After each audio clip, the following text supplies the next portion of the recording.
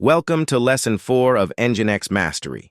This is where your server stops saying, "Welcome to Nginx," and starts serving your site. The mechanism is a server block, one context, 4 directives. Listen tells Nginx which port to accept on. Server name tells it which host name to answer for. Root points to where your files live on disk, and index decides what to serve when someone hits the root URL. Master these 4, and the next 8 lessons are just variations on the pattern. Think of each directive as Nginx asking a question. Listen asks which port, 80 for HTTP, 443 for HTTPS, and you can stack multiple ports in one block. Server name asks which host name to claim, with wildcards and multiple names both fair game.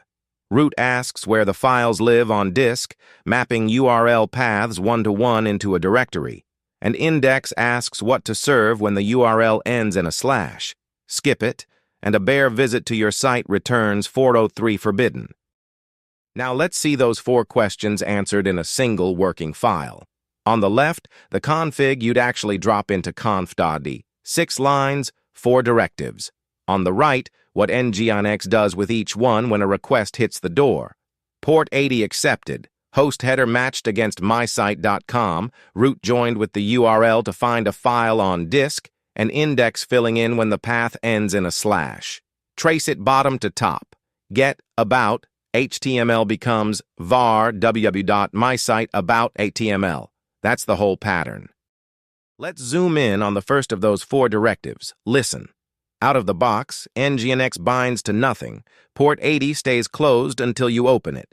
The basic form is just listen 80, but you can pin it to a specific IP, pick a non-standard port for dev work, or add default server to catch requests when no server name matches.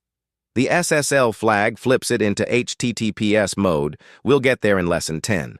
And remember, anything below port 1024 needs root, which the Nginx master process already has. Now listen opens the door. Server name decides who walks through. When several server blocks share port 80, Nginx reads the host header from the incoming request and matches it against each block's server name. You can list one host name, several at once, or use a wildcard like star.mysite.com to catch every subdomain. Regex gets you capture groups for the advanced cases, and a lone underscore acts as the catch-all. The priority order matters.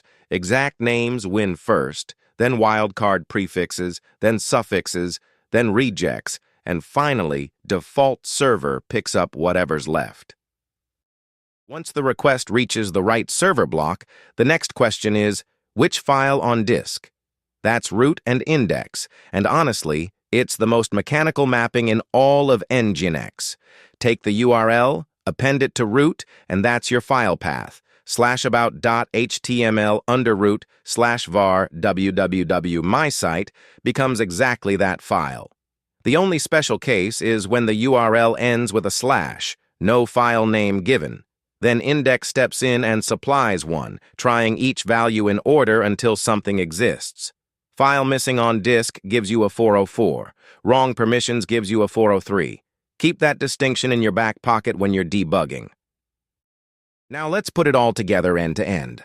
Make a directory under var www, drop an index.html into it, then write a server block in, etc. nginx conf.d with the 4 directives you already know. Listen, server name, root, index. Run nginx t to catch typos, reload systemed, and curl with a host header so you don't even need DNS yet. That's the whole recipe. 6 steps, and it's the same recipe for every site you'll ever host.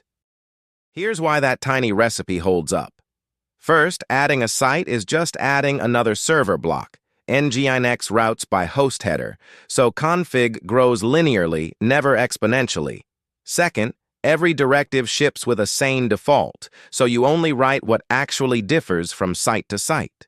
And third, URL to file mapping is just root plus URL.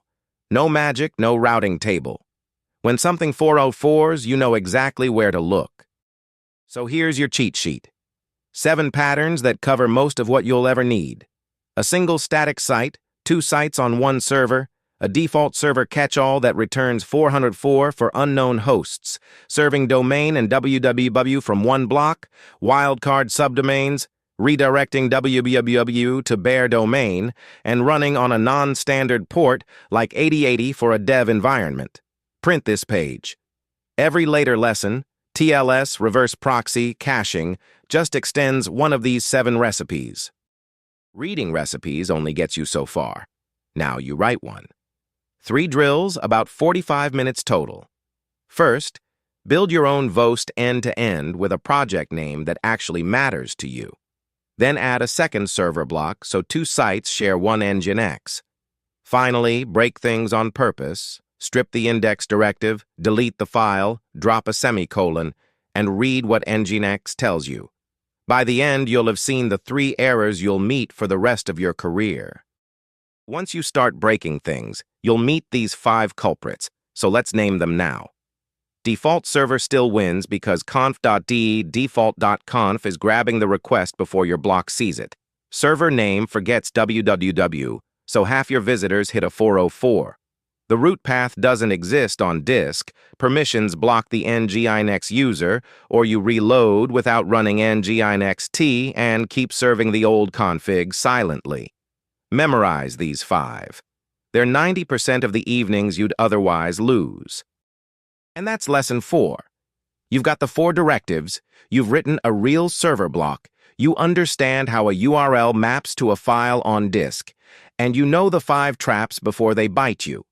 Next up, locations. How Nginx decides which block actually handles a request when prefixes, rejects, and exact matches all compete. Bring what you built today. We'll route it.